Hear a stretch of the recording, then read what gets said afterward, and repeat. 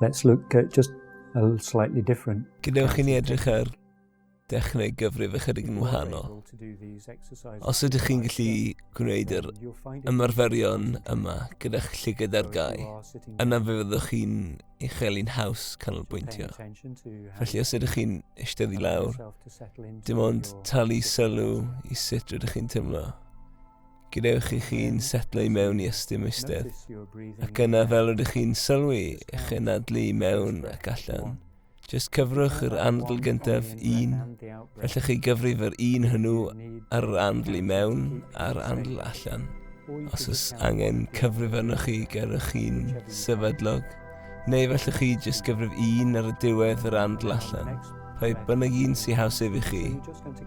Ac yna ar yr andl nesaf chi yn mynd i gyfri 2, felly ydych chi dim ond yn mynd i gyfrif nifer yr anadliadau am 2 funud.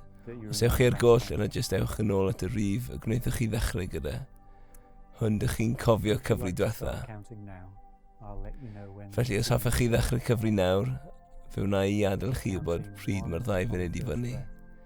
Felly dim ond cyfrif 1 ar yr andl gyntaf a 2 ar yr ail anadl.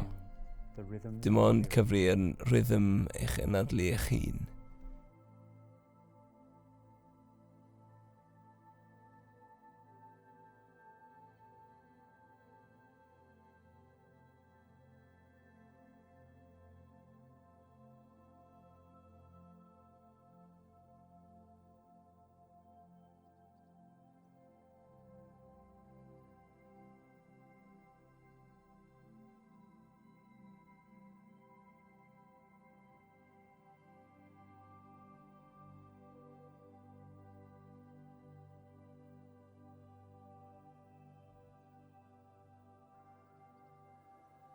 So here you're being invited just to be a little more present. Gwahoddiad i fod ychydig yn fwy presennol, fel bod eich canolbwyntio ar wybod pa andl ydych chi arni.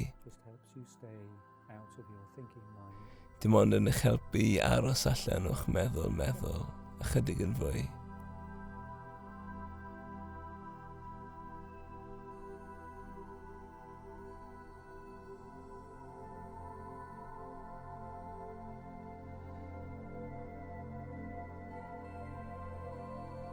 Just getting used to this practice of paying attention arfer o dal I sylw, I sylwi ar fynd a dod eich cylch yn nadlu naturiol.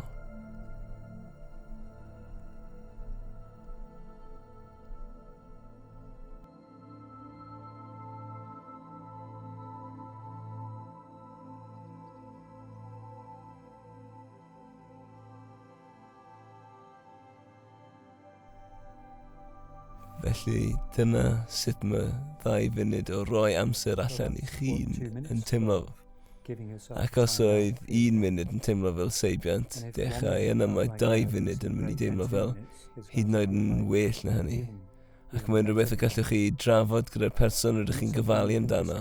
A dwi jyst yn mynd I gael 2 funud. Yw hynny'n iawn? Fyddwch chi'n iawn?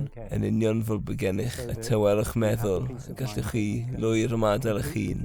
Gallwch roi'r gorau I bethau sydd ar eich restr o bethau i'w gwneud. Gallwch roi'r gorau i'r pethau sydd eisoes wedi mynd o'r blaen yn eich diwrnod.